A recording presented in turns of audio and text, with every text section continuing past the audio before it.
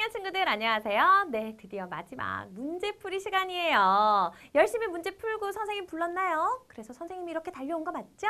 자, 그럼 문제풀이 함께 해보도록 하겠습니다. 서술형 평가 1번입니다. 다음은 호두, 땅콩차, 초콜릿이에요. 위에서 두 가지 재료만 섞어서 간식을 만들었을 때 달콤한 맛이 납니다. 어떤 재료가 들어있는 것일까요? 이들 중 달콤한 건 초콜릿밖에 없어. 그렇죠. 그래서 초콜릿이 들어있어요 라고 얘기할 수 있겠네요.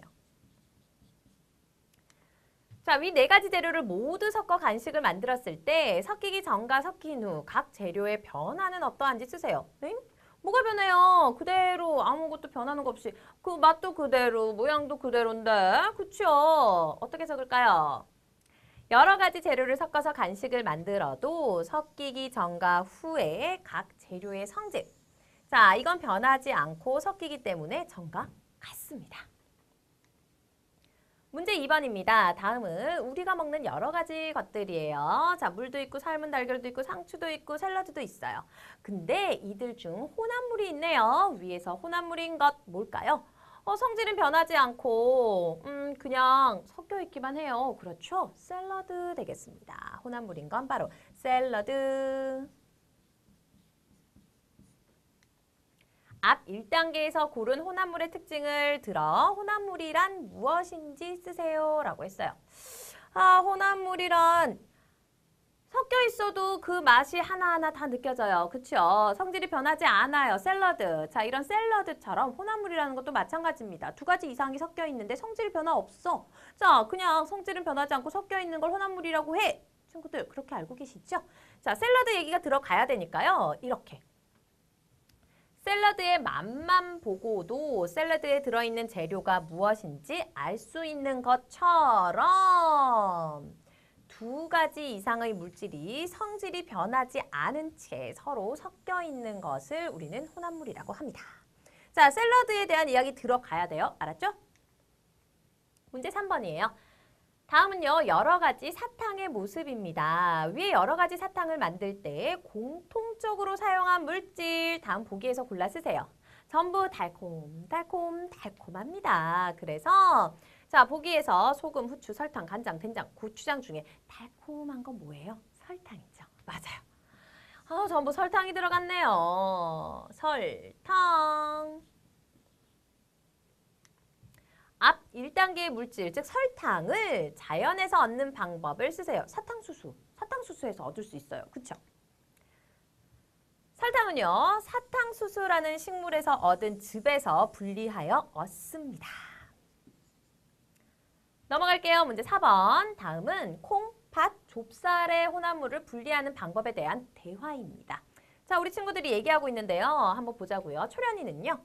콩, 팥, 좁쌀의 알갱이 크기가 서로 다른 성질을 이용하여 혼합물을 분리할 수 있어. 콩이 가장 크고 좁쌀이 가장 작아. 이렇게 얘기했습니다. 자, 재민이는요.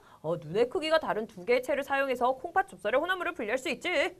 여기까지 좋아요. 근데 연지가 세상에.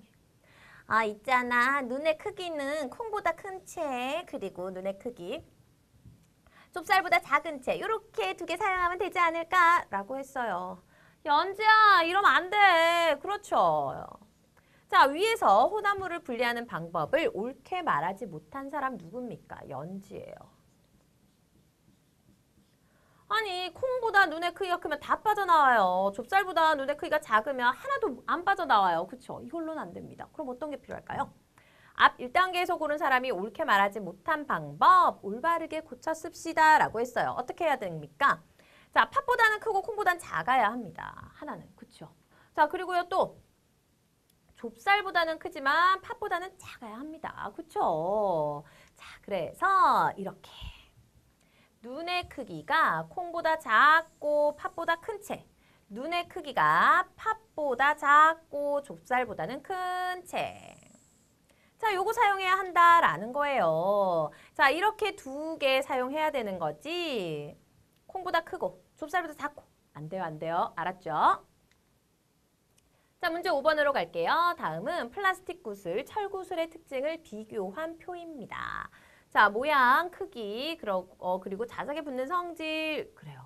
둘 다 모양은 둥글고 크기는 둘이 비슷하대요. 요것만 차이가 나죠? 그럼 요거 이용할 수 있는 거 아니겠습니까? 자, 위에서 비교한 결과 두 물질의 다른 점으로 가장 알맞은 것을 골라 기호를 쓰세요. 뭡니까? 기호 쓰라고 했습니다. 띠딩! 요거죠? 자, 요거 이용해가지고 분리할 수 있어요. 앞 1단계를 이용하여 플라스틱 구슬과 철구슬의 혼합물을 분리할 수 있는 방법. 자석 가져다 대면 철구슬은 달라붙고 플라스틱 구슬은 붙지 않아요. 분리 가능합니다. 그렇죠? 자석을 이용하여 철구슬을 분리합니다. 이렇게 적어주셔도 되고요. 철구슬이 자석에 붙으므로 플라스틱 구슬과 분리할 수 있습니다. 자, 이렇게 적어주셔도 괜찮아요. 문제 6번 갈게요. 오른쪽은 혼합물을 분리할 수 있는 거름장치입니다. 위와 같은 거름장치를 이용하여 분리할 수 있는 혼합물에 대한 설명인데요. 가로 안에 공통으로 들어갈 알맞은 말 쓰세요 라고 했는데요. 자, 봅시다. 거름장치를 이용하여 어떤 거? 물에 녹는 물질과 물에 녹지 않는 물질이 섞인 혼합물을 분리할 수 있다. 가로 안에 공통으로 들어갈 말 물이죠, 물. 그렇다면 위 거름장치를 이용하여 소금과 모래의 혼합물에서 모래를 분리하는 방법을 쓰세요. 어떻게 하면 돼요? 자, 소금과 모래 혼합물 물 넣고요. 그리고 거름장치로 걸러주면 어디? 네, 맞아요. 모래만 아래쪽으로 소금물은 빠져나가고요. 모래만 여기 위쪽에 남아요. 그렇죠. 깔끔하게 정리해서 쓰면 이렇습니다. 소금과 모래의 혼합물을 물에 녹인 뒤 거름장치에 걸러주면 물에 녹지 않는 모래가 거름 종이에 남아 분리할 수 있습니다. 자, 이렇게 해서 또 아래쪽에 있는 소금물은 증발장치 이용하면 되죠. 그쵸? 문제 7번입니다. 다음은요. 우유의 다양한 변신에 대한 글이에요. 자, 우유를 이용하여 생크림, 버터, 치즈 등을 만들 수 있다는 사실을 모르는 사람이 있다. 우유에서 지방을 분리하여 만든 것은 생크림과 버터이고 우유에서 단백질을 분리하여 만든 것은 치즈이다. 오, 그렇구나. 순수한 액체로 보이는 우유는 사실 다양한 물질을 포함한 뭐다? 혼합물입니다. 그래서 가로 안에 들어갈 말은 혼합물.